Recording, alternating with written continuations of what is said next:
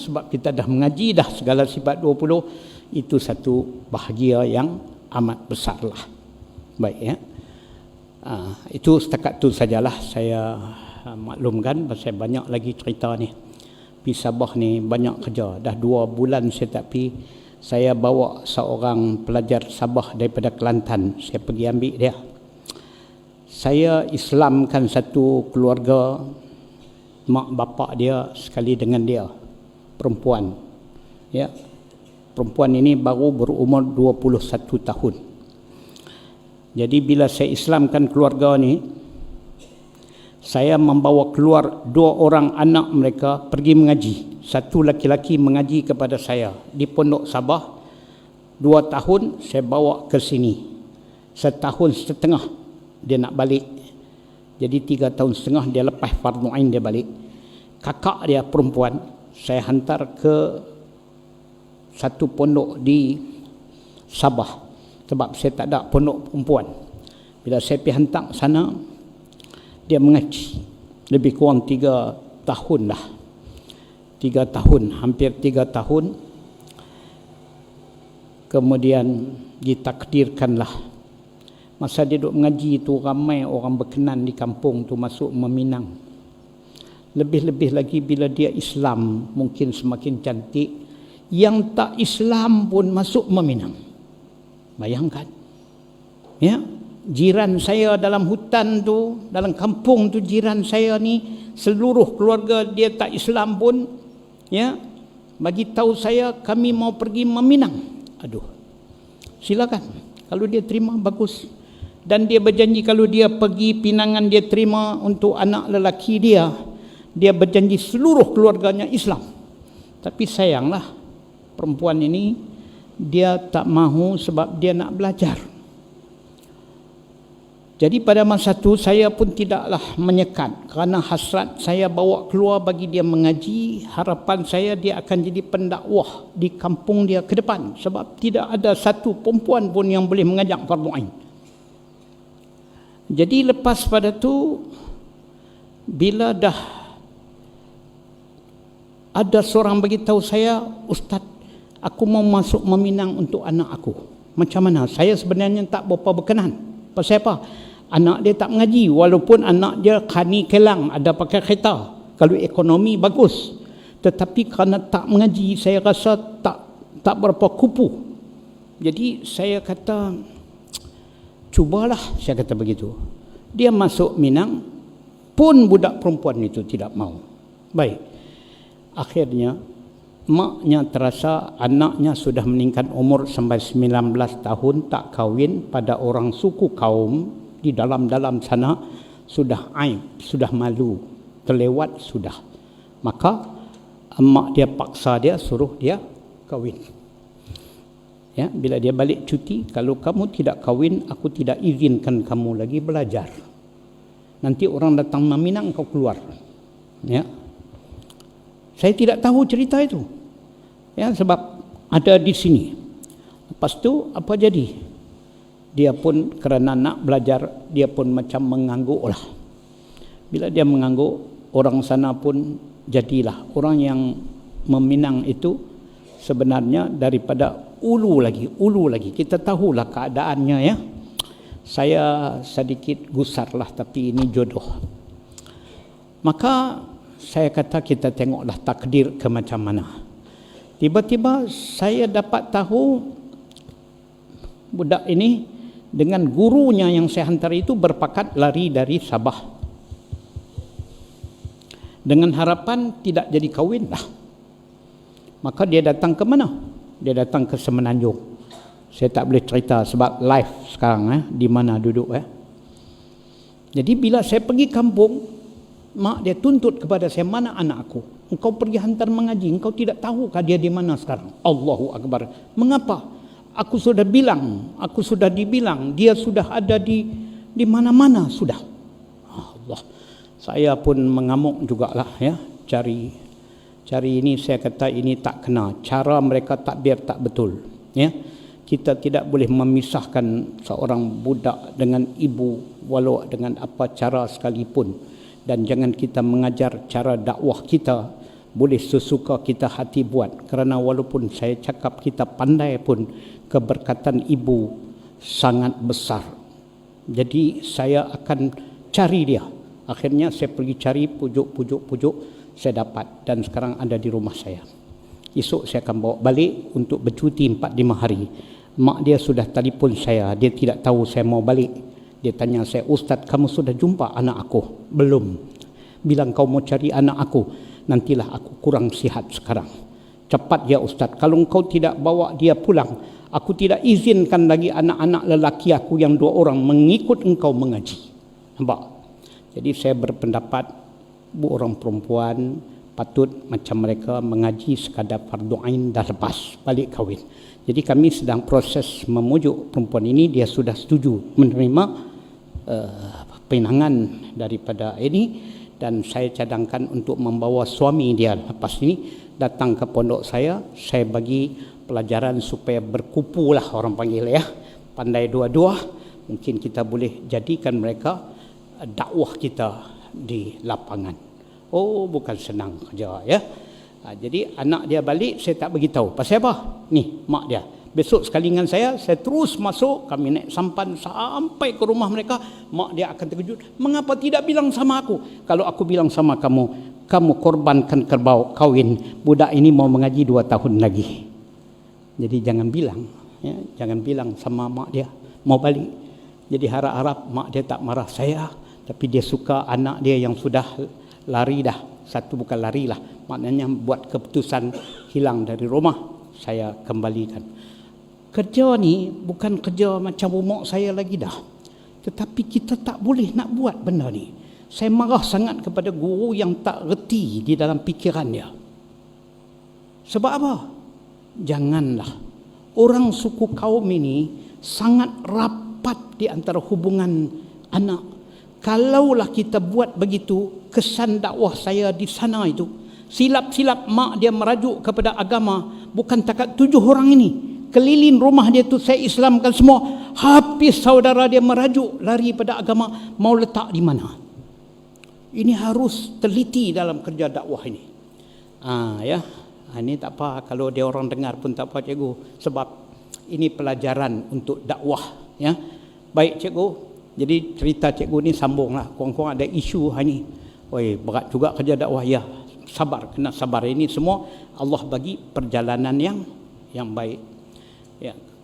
Kalau nak bagi calon lelaki, saya ada 5-6 orang lelaki hebat-hebat tempat saya. Daripada Sabah, duduk tengah mengaji ni. Cukup cantik kalau saya padankan. Tidak. Saya kena hormati ikatan mak dia dengan tunang. Cuma saya kena angkatkan martabat si bakal suami itu supaya ada ilmu, ada keterampilan ya. Kalau dia mau duduk di sini pun saya silakan. Ya, duduk sini agak kuat dua-dua baru balik. Okey, kita tengok kitab kita insya-Allah. Kita sebenarnya sedang membicarakan satu tajuk daripada kitab Arba'in fi Usuluddin, ataupun daripada kitab Penawar bagi Hati ya, yang ada di tangan kita ini pada muka surat ya. Kalau ikut kitab Arba'in fi Usuluddin bagi Imam Ghazali, muka suratnya ialah 150. Kita sedang membicarakan tentang sifat pemarah ya. Sifat pemarah, perongoi orang kata yang ada dalam hati, sifat hati yang tidak baik, sifat hati yang dicela oleh Allah ya. Maka kita kena hindar daripada marah. Marah ni adalah perkara yang kita kena ada pada hati kita, tetapi bukan marah kita dengan nafsu, tetapi kita simpan marah untuk atas agama. Marah itu kerana agama, bukan marah melepas geram. Jadi ini cara-cara kita menghadapi, kerana kalau kita jadi pemarah tak tentu pasal, sagi marah, kita tak redha dengan apa-apa yang telah ditetapkan oleh Allah. Yang kita marah tu puncanya kita tak berkenan pada satu benda. Sedangkan benda itu Allah lah yang menjadikan. Maka kita tak redha, maka sabar sedikit kemarahan. Ya, dan kita kena redha dengan apa yang berlaku walaupun tak sedap hati dengan kita, dengan lebih banyak sabar, dan kita cuba cari jalan supaya jangan kita menjadikan terlalu kuat marahnya. Baik. Maka Imam Al-Ghazali rahimahullahu ta'ala menyebutkan dalam kitab ini bahawa kita wajiblah atas kita kena buat dua pekerjaan dalam menghadapi sifat marah. Pertama katanya, kita mestilah memecahkan akan sangat marah yang ada dalam hati kita ni. Kena pecah dia, kena pelan-pelan kikis dia, sikit demi sikit, secara latihan, cara riyadhah. Ya. Bila kita jenis pongoi, kita kena stop dekat situ, kita kena balik kikis pelan-pelan. Jangan jadi pongoi sangat, kontrol sedikit, sebab kita nak menjaga supaya kita tak terlajak. Ya, bukan maknanya menghilangkan semua sekali dengan akang-akang pemarah, tak boleh. Kalau hilang habis jadi dayus pula. Orang buat salah dosa di depan kita, anak-anak isteri kita, murid-murid kita, sampai kita duduk senyum tu pun bahaya pula. Maka kalau hilang terus, bawa balik sifat pemarah itu sekadar alat untuk kita cegah bagi segala perkara yang tidak elok. Maknanya bukan kita kerat habis, tidak. Ini penting kita faham. Maka kalau terlajak sifat marah, lebih sangat kata Imam Ghazali, buat latihan potong. Jangan potong bagi habis, potong agak dia berasa cukup dah ada pemarah bagi nak mencegah hak mana yang lebih-lebih. Ya, itu pertama. Yang kedua kata Imam Ghazali, kita kena mengawal marah ketika ia menyerang dengan menahan diri. Mai berasa telinga nak panas, mata berasa nak tu dia ada tanda nak marah ni kan ya. Dia ada tanda. Bila diserangkan dengan perasaan nak marah, kita kena kawal dia, jangan dia meninggi. Macam mana nak kawal? Kata Imam Ghazali, kawallah dengan ilmu dan amal. Macam mana nak kawal dengan ilmu? Kita kena ingat, kita kena sedari bahawa apa yang berlaku yang menyebabkan kita marah itu semuanya sudah ditakdirkan oleh Allah. Jangan duk serbu tak tahuan. Pasal apa? Misalnya lah, kita berlaku pelanggaran, aksiden sikit-sikit lah. Kemudian kita turun tu terus bawa apa yang ada. Kalau tidak pun mulut kita pang, itu memang dia biasa nak jadi begitu. Jadi kena ingat, tak akan berlaku aksiden tadi kalau Allah tak tentu dengan iradat, dan tak terjadi kalau tidak dengan kudrat Allah. Kita orang mengaji, jadi macam mana kita nak turun dengan steady untuk menyelesaikan perkara itu? Boleh, tidak masalah nak tuntut apapun, tapi kalau boleh kontrol. Tapi kalaulah dia kita nampak cuai dan dia ni macam kasak dan sebagainya, bolehlah kita menggunakan modal marah itu untuk menasihat ataupun bagi sedikit tekanan. Tapi jangan sampai kita lupa diri kalau kita tengok ya, menyebabkan pergusaran yang sangat besar lagi daripada itu. Ini dia. Ilmu itu penting. Ya, apa dia ilmu? Kita mengetahui apa yang berlaku di atas muka bumi, di atas alam ini, semua dengan iradat Allah dan kudrat Allah. Maka di situ ada kesan kudrat dan pilihan Allah nak jadi begitu. Maka bila jadi begitu, kita tahu ini Allah dah tentu begitu, kita berlakuan lebih tenang. Itu pertama. Baik. Yang kedua, dah kita tahu begitu, bagaimana kita nak mengamalkannya. Kata Imam Ghazali, cara kita nak mengamalkan dia iaitu, ini kita nak baca ni. Adapun amal, tak sah ilmu, kita tahu dah ilmu, boleh kita kontrol sikit. Adapun amal, yang ni dari segi perbuatan, macam mana kita nak berdepan ni, maka dia mesti berkata, dia ni siapa? Orang yang nak main marah tu. Aku berlindung kepada Allah dari syaitan yang terkutuk. Nampak? Sebab dia bila main marah dah nak pi dah ni, hak ni kerja syaitan dah. Syaitan akan buh. Nampak? Jadi apa orang yang beramal ni? Dia tahu ni benda ni dia tak boleh bertindak sampai begitu rupa. Dia kata, ya Allah, dia balik kepada Allah. Aku berlindung dengan syaitan yang kena rejam. Sebab ni time dia akan kipas aku teruk ni. Pertama ya. Kerana kata Imam Ghazali, kerana dia tahu bahawa hal tersebut marah berasal dari syaitan. Siapa ni?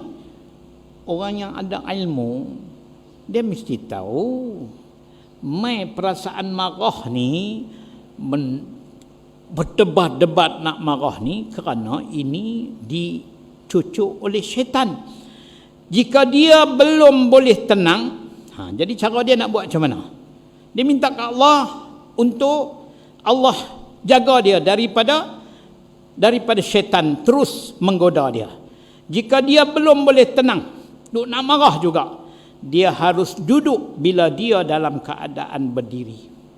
Ini hadis Nabi SAW. Nabi ajak orang yang tengah marah tu, kalau dia perongeh sangat tengah berdiri, suruh dia duduk.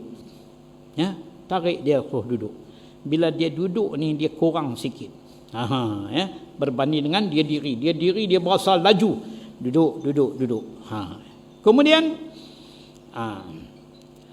dan dia harus berbaring bila dia keadaan duduk. Kalau dia duduk pun duduk cengih lagi, suruh dia tidur. Nampak? Ini Nabi ajak cantik sangat, betul. Manalah cengih sangat kalau duduk baring gitu ya. Yang cengih ni tu dia duduk depan begini ni, cekak pinggang begini ya. Tu. Kalau begini duduk pun kalau cangkung pun tak boleh nak pergi mana dah. Nak cengih sangat pun tak larat dah. Ya. Kalau duduk cengih juga duduk, baring dia kata. Ini amal ya. Ini amal. Kemudian lepas itu kata Imam Ghazali lagi. Sebab apa? Sebab akan datang kebaikan dengan mengubah kedudukan yang berpengaruh. Dia akan perubahan dari berdiri, duduk, berbaring, dia membawa perubahan kepada perasaan. Ya. Itu ya. Jadi sebab itu kita ini nak masuk proses menenang diri. Kata Imam Ghazali. Jika belum tenang juga, barin pun duk cengih lagi. Maka hendaknya dia berwuduk. Tu dia. Tak boleh pi pasal tu, pi dekat tempat wuduk, ambil wuduk. Ni untuk pemarah ni. Ya. Jadi katanya Nabi sallallahu alaihi wasallam bersabda, sesungguhnya syaitan diperbuat dari api. Nabi kata, syaitan tu dijadikan daripada api, dan sesungguhnya api boleh dipadam oleh air. Jadi pemarah ni kerja syaitan duk hasut. Jadi cara kita nak redakan dia, ambillah wuduk, yakni sejukkan dia dengan air. Sebab ini pun ada di dalam kitab kita, saya catat, inna syaitanu khuliqa minan nar wa innama tusfa'un nar bil ma' fa idza ghadaba ahadukum falyatawadda. Ini perkataan Nabi. Apa maknanya? Bahawa sesungguhnya syaitan itu dijadikan daripada api. Ya. Kemudian bila syaitan itu dijadikan daripada api, maka sesungguhnya api boleh dipadamkan oleh air. Jika salah seorang di antara kamu marah juga, maka hendaklah dia berwuduk bagi kena air. Okey. Itu amal, ya, amal. Baik. Nabi sallallahu alaihi wasallam juga bersabda, ketahuilah bahawa kemarahan adalah bara api dalam hati manusia. Ya. Ketahuilah kemarahan adalah bara api dalam hati manusia. Nabi bersabda, bukankah kamu boleh melihat pada matanya yang merah dan darahnya yang naik? Jadi Nabi SAW bagi tahu bahawa kemarahan ni akibat daripada bara api yang wujud dalam hati manusia. Macam mana kamu dapat tahu? Bukankah kamu nampak pada dua mata orang yang marah? Apa dia jadi? Mata tu jadi merah, kuih merah. Hak ni marah sangat ni. Ya, tu. Dan darahnya pun naik. Darah pun naik. Siapakah yang menemakan salah satu hal tersebut, maka hendaklah dia memakul pipinya dengan tanah. Ini ada pengaruh bahasa Indonesia sikit di sini. Sebab saya rasa kitab ni walaupun dia terjemah Arab ke bahasa Melayu, tapi saya rasa penterjemah ni mungkin ambil lebih banyak hak terjemahan ke bahasa Indonesia dulu. Jadi kadang-kadang saya baca pun saya tak berapa faham, ya. Jadi saya hari ini pagi saya duk cuba cari buku Arab dia, duk kemah-kemah perpustakaan, dia letak tang mana saya pun tak dapat nak berjumpa, tapi saya boleh merasakan maksud di sini kata Nabi SAW, siapakah yang mendapatkan salah satu hal tersebut? Mana dia? Siapa yang dapat mata merah, darah naik, ni pasal marah sangat, maka hendaklah dia memakul pipinya dengan tanah. Maknanya dia kena barin, biarlah mukanya berkena dengan tanah. Guling zat.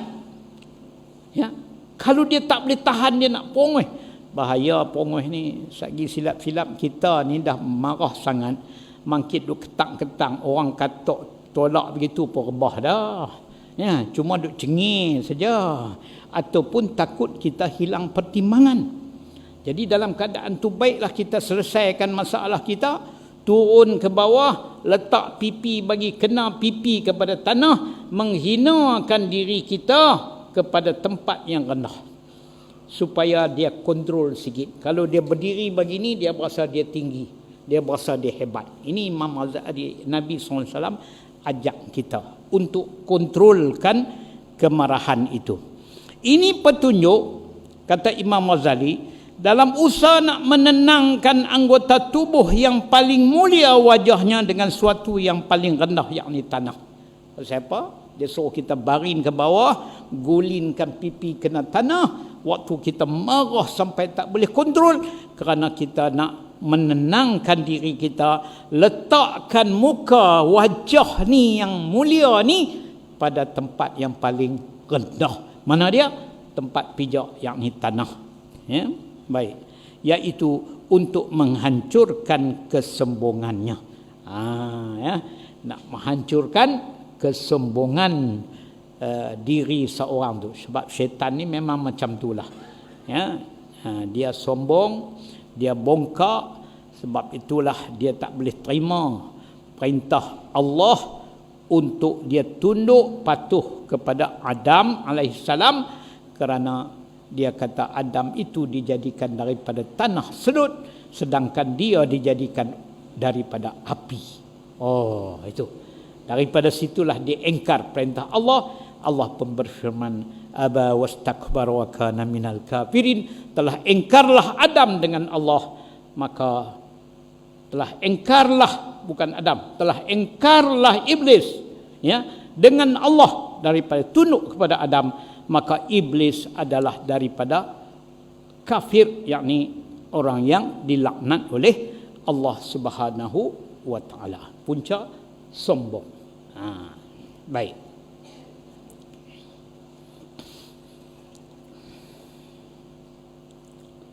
Sebab kesombongan adalah faktor utama kemarahan. Imam Ghazali kata, pasal apa kita kena hina diri? Jangan sombong, kerana sombong ni punca kemarahan. Macam mana sombong punca kemarahan? Kita rasa kita hebat pada orang, kita tak boleh ditegur, kita tak boleh dikata, kita tak boleh dipelekehkan langsung, maka jadi marah. Sebab kita rasa diri kita hebat. Kita tak nampak kekurangan kita. Kita hanya nampak kekurangan orang saja. Maka untuk merasa sebenarnya kita pun banyak kekurangan, lebih baiklah kita merendah diri, jadi tawadhu'. Ya, merendah diri ini satu sifat yang mulia. Maka biarlah orang lain nampak hina cara kita merendah diri, tetapi Allah memuliakan kita dengan cara pendekatan kita merendah diri itu. Kerana kita menjaga maslahat orang ramai. Kita jaga orang ramai lebih utama daripada diri kita. Baik. Nabi SAW bersabda lagi, ni bab marah. Sesungguhnya seseorang dengan kesabaran akan mendapat darjat orang yang selalu solat dan puasa. Imam Ghazali bagi tahu, Nabi bersabda, orang yang boleh sabar daripada kemarahan. Ya. Sebenarnya ada banyak dah hadis. Nabi pernah kata, sesungguhnya orang yang kuat itu bukanlah orang yang boleh menjatuhkan 10 orang dengan mudah. Bukan. Orang yang kuat itu ialah orang yang dapat menahan dirinya daripada marah yang terlalu tinggi. Itulah sebenarnya gentleman betul. Itulah tokoh betul. Bukan hak jenis buat jatuhkan orang, tidak. Jadi sebab apa? Sebab orang yang betul-betul hebat, dia boleh kawal diri dia ketika dia marah, maka itulah lelaki yang hebat.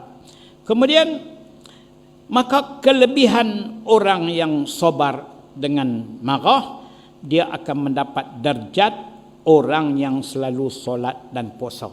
Allah. Boleh kontrol marah ni pun duk senyum, duk sonok lagi. Aduh. Pahala banyak solat boleh kat dia. Pahala banyak puasa pun Allah bagi kat dia. Itu dia. Ya. Dan dia akan tertulis sebagai seorang yang perkasa terhadap sesuatu yang dikuasai. Dia dituliskan sebagai seorang rijal, lelaki ataupun perempuan yang hebat, ya, yang perkasa dalam apa saja. Ini orang yang dapat mengawal kemarahannya. Tapi ingat, dia kawal kemarahan itu bukan kerana nak dapat pujian, ya. Dia kawal itu kerana nak beradab dengan Allah dan nak beradab sesama manusia. Jadi dia buat itu kerana ibadat. Dia buat kerana merendah diri kepada Allah Subhanahu wa taala. Sebab tu dia dapat begitu, ya. Nabi sallallahu alaihi wasallam bersabda, barang siapa yang mampu menahan kemarahan, padahal kalau dia mahu nescaya dia mampu melampiaskannya, maka Allah Subhanahu wa taala akan memenuhi hatinya dengan rasa aman dan keimanan pada hari kiamat. Lagi motivasi untuk orang yang dapat kontrol kemarahannya, Nabi berkata, siapa yang mampu menahankan kemarahan, yakni dia tak lepas marahnya, dia kontrol, padahal dia mampu, bukan dia tak mampu. Setengah orang dia tak mampu nak marah macam tu, sebab tu dia tak pernah marah. Dah, ni memang boleh hentam punya ni. Kadang-kadang dia pula memang betul, orang lain salah, layaklah dia marah. Tak, duk senyum situ, duk tahan, tak mau marah juga. Allahu Akbar. Tak tahulah, ni lah orang kata, orang siapa? Orang yang Allah pelihara mereka lah. Ya, pasal apa? Nabi kata, orang yang mampu menahan, ya, dia tak lepaskan marahnya, walaupun dia mampu marah, maka Allah akan memenuhi hatinya dengan rasa aman, sentosa dan keimanan pada hari kiamat. Allahu Akbar. Ya, semalam masa saya duk mengajak di tempat apa orang kata masjid, tempat rumah Menteri Besar pun semalam, saya suka bercakap tentang mengelokkan ibadat. Ya, sebab itu kita dah mengaji dah di sini. Ingat tuan-tuan puan-puan, kita mengaji Mutiara Minhajul Abidin. Ya, Imam Ghazali dah cerita dah kat kita bahawa sepanjang perjalanan kita buat ibadat, kita kena buat elok-elok. Kita langkah 7 buah bukit dengan elok-elok sehingga ibadat kita diterima dengan baik oleh Allah Subhanahu wa taala. Maka salah satu inilah ibadat. Apa makna ibadat? Segala perkataan.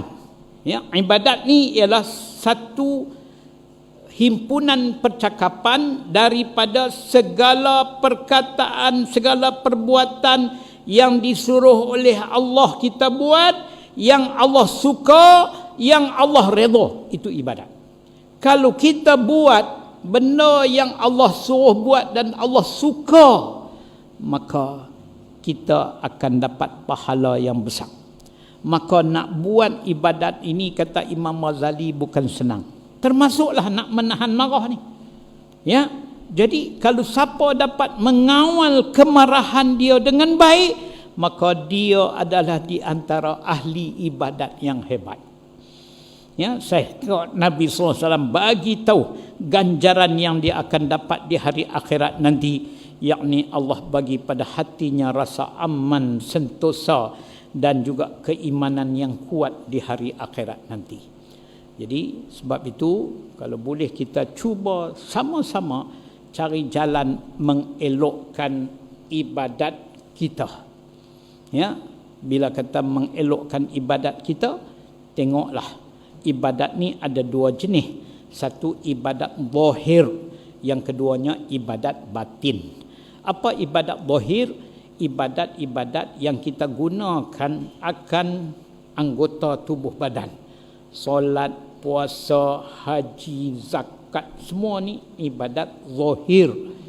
Ibadat batin ni, hak ni, kontrol marah ni, lepas tu merendah diri ni, tidak dengki, redha nikmat orang lain dapat pun hati senang ni.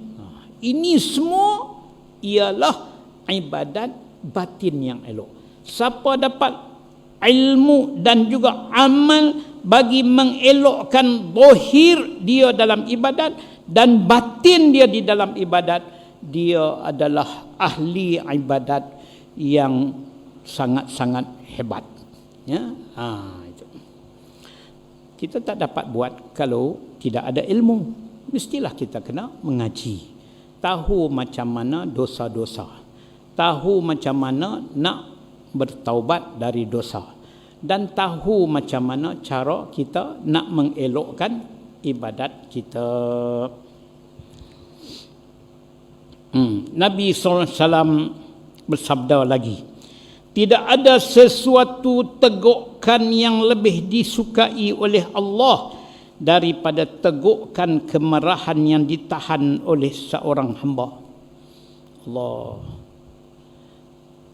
Nabi kata, tak ada satu benda yang diteguk oleh seorang hamba melainkan tegukan kemarahan yang ditahan oleh seorang hamba.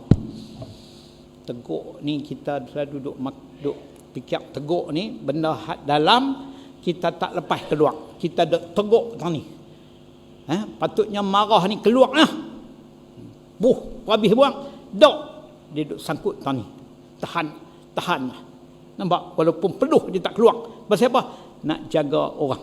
nak jaga supaya tak terasa hati, nak jaga perhubungan silaturahim, nak jaga supaya perpaduan, tak mau bagi sengketa. Allahu Akbar. Maka tegukan yang dia tahan tadi ini adalah yang paling disukai oleh Allah Subhanahu wa taala. Tidaklah seorang hamba menahannya, kata Imam Ghazali, kecuali Allah akan memenuhi dadanya dengan keimanan. Tu dia, orang yang boleh dapat teguh, tahan kemarahan itu kerana nak menjaga saudara dia daripada terkecil hati, fikir boleh bawa mudarat berkelahi, boleh bawa fitnah yang besar, dia sanggup tahan di dada dia, maka Allah akan memenuhi dadanya dengan keimanan. Sebab tu iman ni iman kita ni bertingkat-tingkat. Ya? Ada kukuh dengan pemberian daripada Allah Subhanahu wa taala. Baik, kita masuk sebelahnya satu sifat yang baru, iaitu sifat mazmumah, juga sifat yang dikeji oleh Allah yang wajib kita jauhinya, iaitu dengki. Baik.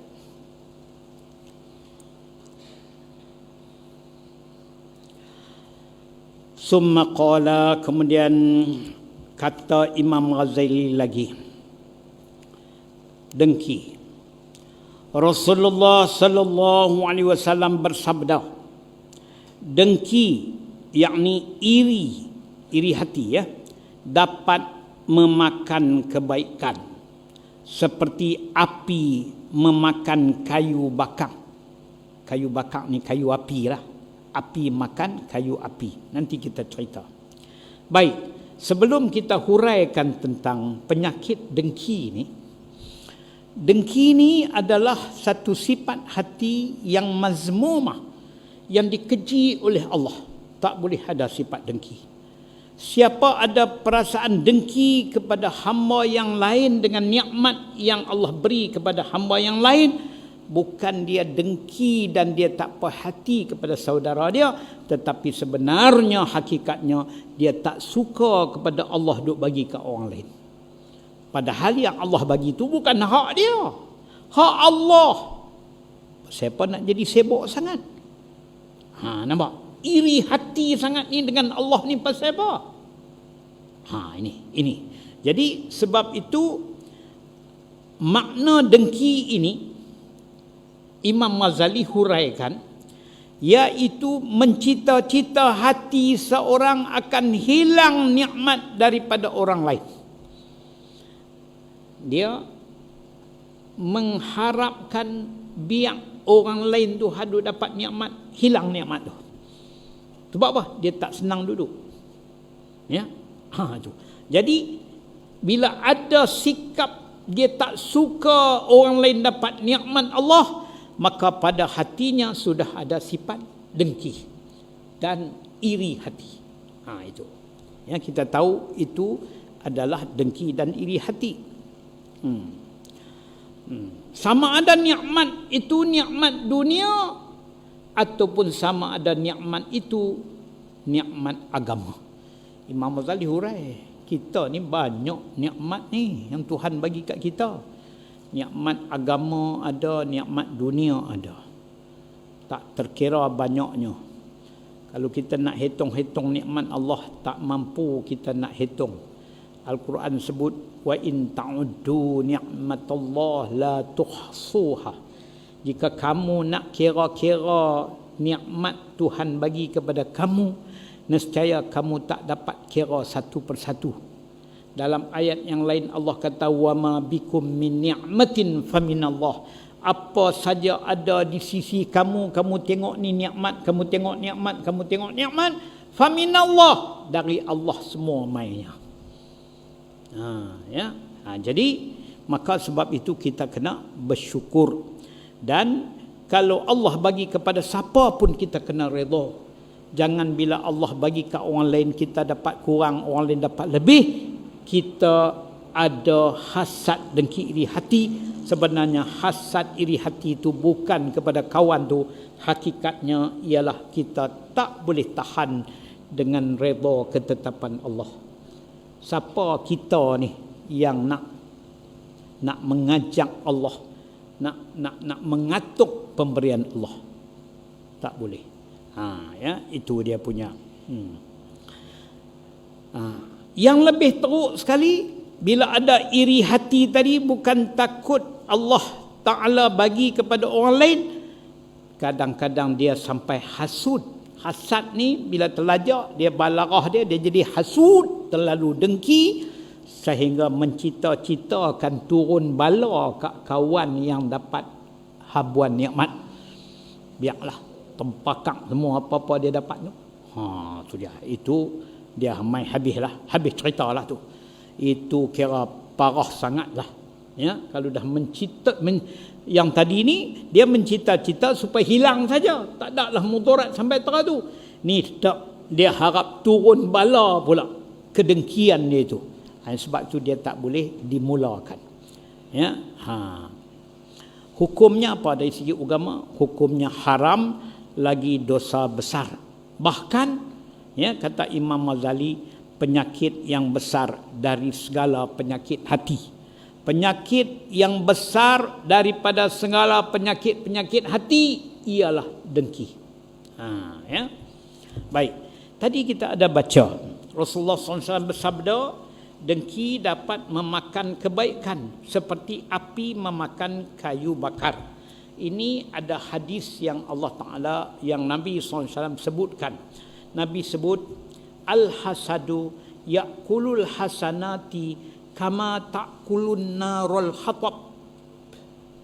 Au khamaqal. Maksudnya lebih kurang, hasad dengki yang ada pada seorang hamba tu di hati dia, kalau dia ada sedikit saja hasad dengki di hati dia, maka hasad dengki tadi ni akan memakan segala pahala kebajikan yang dia telah buat selama ni.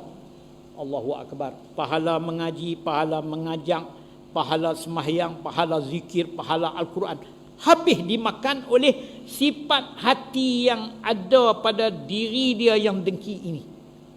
Dia makan macam mana? Seperti memakan api akan kayu yang kering. Habis tak? Habis api sapu. Habis dengki ni makan pahala yang kita kutip. Pi di depan Allah kita duk ingat kita banyak amal, tak ada dah. Pasal apa? Pasal hati ini sudah dibinasakan dengan pahala-pahala yang kita dapat oleh sifat-sifat penyakit-penyakit yang Nabi sebut tadi, iaitu dengki. Kalau begitu, janganlah bersifat dengan dengki, kerana bukan senang kita nak kumpulkan amal kebajikan kita. Biarlah amal kebajikan dia lekat situ. Jadi di sini apa penting? Di sini yang paling penting sekali ialah ilmu untuk kita tahu. Kalau kita tak tahu apa dia dosa kita, macam mana kita nak menjaga kita tak dengki? Kadang-kadang kita tak tahu dengki ni dosa besar, maka jatuhlah kita tiap-tiap hari dengki, duk saja-saja, maka habis amalan dia. Maka sebab itu kita kena ada melintasi dulu. Nak buat kebajikan, nak buat ibadat, mesti ada ilmu. Kena mengaji ilmu tauhid, kenal Allah. Ilmu fiqh, nak tahu cara beribadat. Ilmu tasawuf, nak menjaga hati supaya hati tidak merosakkan akan amal-amal yang telah kita buat. Baik. Nabi SAW bersabda lagi, 3 perkara yang tidak ada seorang pun yang boleh selamat darinya. Kalau ada 3 perkara ni, Nabi kata tak ada siapa pun boleh selamat daripadanya. Tak ada peluang nak selamat lah. Nampak? Apa dia? Iaitu prasangka. Prasangka ni sangkaan buruk kepada orang. Ya, duk sangka tak elok saja. Sebaik-baiknya kita mesti husnizan. Maknanya kita mesti sangka elok dekat orang. Ya, jangan sangka tak elok. Yang kedua, ramalan akan datang perkara buruk. Yang kedua, dia duk beramai, macam dia tahu sangat apa benda-benda yang tak elok yang nak main. Ya, bukan dia buat persiapan, tak, dia sendiri meramal seolah apa nak jadi esok, nak jadi sehari, dia tahu belaka. Ni semua penyakit yang membinasakan. Ya, ya, termasuklah tok nujum ke apa ke semua, sebab pekerjaan meramal ni dulu ni pekerjaan iblis. Dia berkawan dengan tukang-tukang sihir. Dialah duduk pam tukang-tukang sihir ni dengan maklumat-maklumat untuk diramalkan. Yang ketiga, dengki. Ini yang kita nak, iaitu kalau ada dengki, maknanya tak boleh selamatlah, ya, seorang tu tak selamatlah.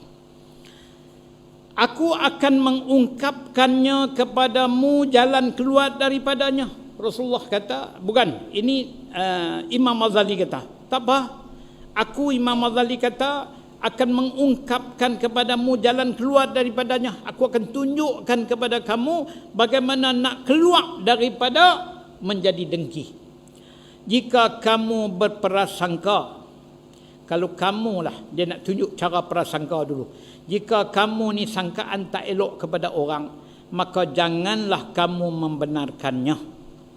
Jadi maknanya kalau kita ni ada sangkaan buruk dekat orang, mai terlintas nak tuduh kawan ni begini-begini, jangan sambut dia.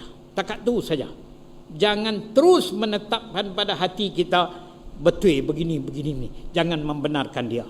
Kalau terlintas mai lah akai itu, orang kata begitu ataupun angin orang berkata begitu, kita tak salah.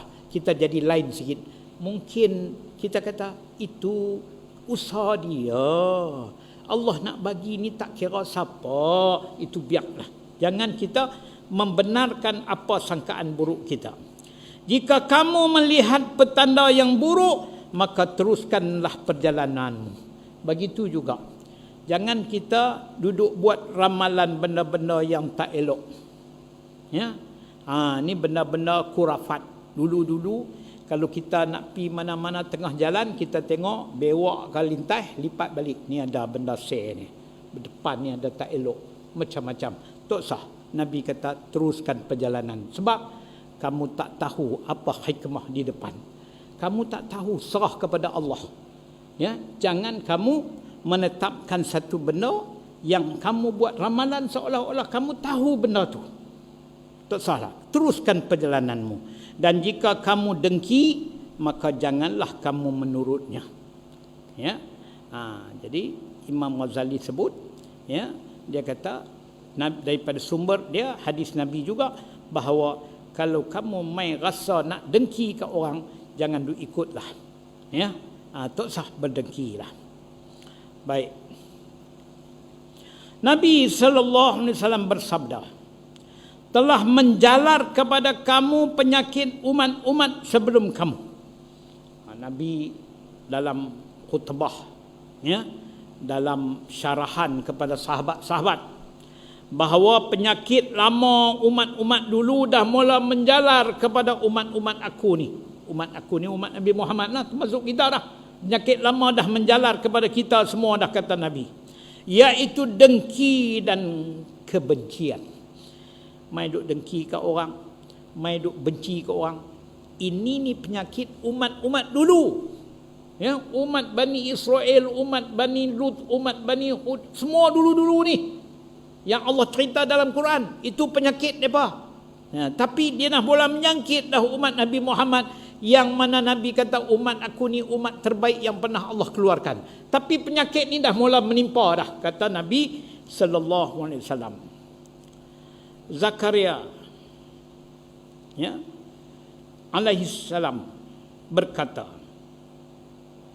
Allah Subhanahu wa taala berfirman yang bermaksud, orang yang dengki adalah musuh kenikmatanku, pembenci ketetapanku, dan tidak rela dengan pembahagianku yang aku bahagikan di antara hamba-hambaku.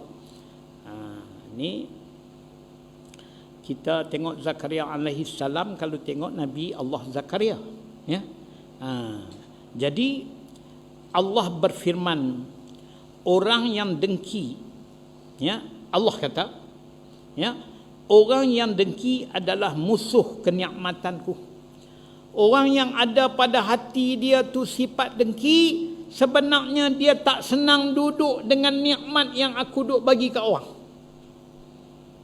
Dan dia juga tak senang duduk dengan nikmat aku bagi kat dia. Tu dia. Ini orang yang dengki ni, kata Allah melalui Nabi Allah Zakaria. Dan orang itu juga pembenci ketetapanku. Orang yang ada dengki ni, dia jadi benci kepada khabar aku. Kan kita wajib beriman kepada khabar dan qadar Allah. Allah menetap begini, Allah menetap begini, untuk kawan ni sekian, untuk kawan ni sekian, untuk kawan ni sekian. Tapi dia jadi benci dengan ketetapan Allah itu. Kacau ni. Ini nampaklah pendengki itu sikit saja, tetapi sebenarnya dia pembenci ketetapan Allah. Dan tidak rela dengan pembahagianku. Dan orang yang dengki itu, dia tak rela, tak setuju, tak reda dengan apa yang aku duk atuk dah di atas muka bumi ni, di atas alam ni, kawan ni, kawan ni, kawan ni, kawan ni, aku atuk elok dah. Nampak? Dia tak rela.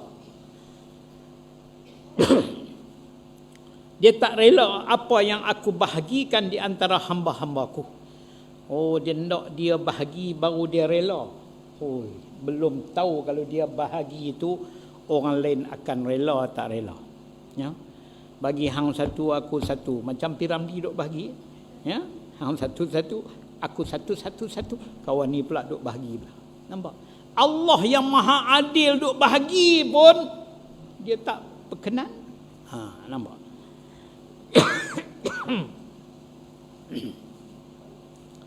Baik.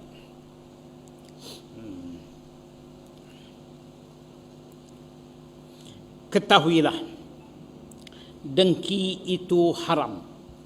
Bila kata dengki itu haram, dosa besar. Ya. Iaitu kamu menginginkan hilangnya kenikmatan yang ada pada orang lain. Dengki ini kamu inginkan supaya kamu harap-harapkan nikmat orang lain hilang. Atau kamu menginginkan turunnya musibah terhadap orang lain. Kamu tak senang duduk dengki dengan senang orang tu. Kamu inginkan, kamu mencita-cita biar main musibah kat dia. Ni parak lagi. Ya? Adapun munafasah. Munafasah ni persaingan. Dalam bahasa Arab dia panggil ghibtah. Ya. Ia tidak diharamkan. Hak ni tak apa. Macam mana ghibtah ni? Ya, ataupun munafasah, persaingan tidak diharamkan. Nampak kawan ni berjaya dalam perniagaan. Dia pun aku nak mencita-cita nak pi macam dengan dia. Kalau boleh aku nak lebih pada dia. Tanpa ada cita-cita untuk bagi dia punya nikmat dikurangkan oleh Allah. Itu tak apa. Itu satu motivasi. Bertekad kamu nak baik. Tapi jangan bertekad bagi nikmat orang lain dapat hilang. Ya. Itu dia panggil ghibtah. Tak apa. Ya. Kamu nak bagi mengaji sampai dapat ijazah sarjana kelas pertama. Pi buatlah. Sebab kamu berasa jealous tengok orang lain dapat kelas kedua. Kamu nak potong, sila. Janganlah duduk meniatkan hak yang dapat baik tu. Macam-macam dia niatnya. Ambil celaka lah apalah, na'udzubillah min zalik, ya. Hak tu adalah dengki. Ya, kalau dia nak lebih pada tu, itu ghibtah, silakan. Ya, tiada jadi halangan, tidak berdosa. Akan tetapi kamu dibenarkan menginginkan hilangnya kenikmatan yang ada pada orang lain jika kenikmatan itu disalahgunakan untuk kezaliman atau kemaksiatan. Satu lagi, kalaulah kita mencita-cita pada seorang itu, hilanglah, ya, segala nikmat yang dia dapat tu kerana dia duk guna nikmat tu buat maksiat. Salah tak? Nampak? Dia tu Allah bagi kat dia banyak, tapi dia gunakan nikmat tu menyesatkan orang. Dia gunakan nikmat itu untuk buat maksiat. Kita sampai tak boleh nak kontrol dah ni. Kita jadi dunia kelang kabut dengan maksiat yang dia buat. Anak-anak muda tertarik pergi kat dia. Contoh, adakah itu salah? Tidak. Itu tak salah. Sebab kita bukan nak nikmat tu hilang. Kita yang nak tu ialah sifat tak elok maksiat dia tu yang hilang. Kalau dia boleh berhenti maksiat, kita nakkah hak nikmat yang dia dapat daripada Allah hilang? Tak. Yang kita nak ialah apa dia? Maksiat dia tu. Kita tak suka dia tu maksiat, bukan kita tak suka nikmat. Kalau dia berhenti dah maksiat, kita redha. Nak kayaan pun kayalah. Itu. Ya. Jadi sebab apa? Kerana kita bukan menginginkan hilangnya kenikmatan dari orang itu, tetapi yang kamu inginkan adalah hilangnya kezaliman daripadanya. Yang kita nak ialah hilangnya kezaliman darinya. Sebab tu kita tak boleh benci sesama manusia dengan zahir dia, tubuh badan dia. Dia hamba Allah, dia makhluk Allah. Jangan kita benci zahir tubuh badan dia. Yang kalau dia buat maksiat, kita benci dengan maksiatnya. Tapi kalau dia boleh menghilangkan maksiat pada diri dia, kitalah orang yang pertama pergi peluk dia, bersahabat baik dengan dia. Jadi maknanya kita redha dia sereda-reda sebab dia makhluk Allah. Ya, kita perlu kasih dia. Jadi yang kita benci padanya bukan benci diri dia, tetapi kita benci itu ialah maksiat yang dilakukannya. Bila dia tinggal maksiat, bertambahlah kasih kita kepada dia. Itu sepatutnya lah. Tandanya ya, adalah jika orang tersebut meninggalkan kezaliman, dia tinggal maksiat atau kemaksiatan, kamu tidak menginginkan hilang kenikmatan tersebut daripadanya. Kita pun ya tak ada berasa pun kita seronok kalau dia tinggal maksiat. Apa yang dia dapat lebih-lebih tu, alhamdulillah kita seronoklah. Wallahu alam. Setakat tu saja untuk pagi ini. Segala yang baik itu daripada Allah. Jika ada mana-mana kekurangan, kelemahan adalah kekurangan, kelemahan diri saya sendirilah.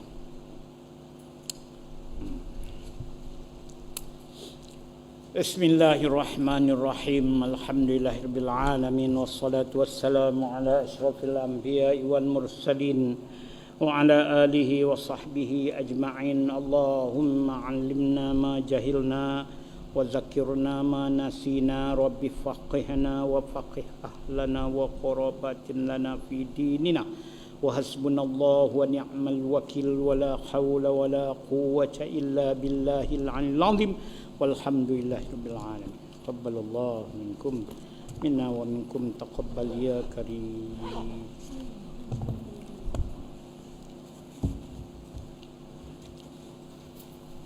Semalam Ustaz Mat kecil mai sini.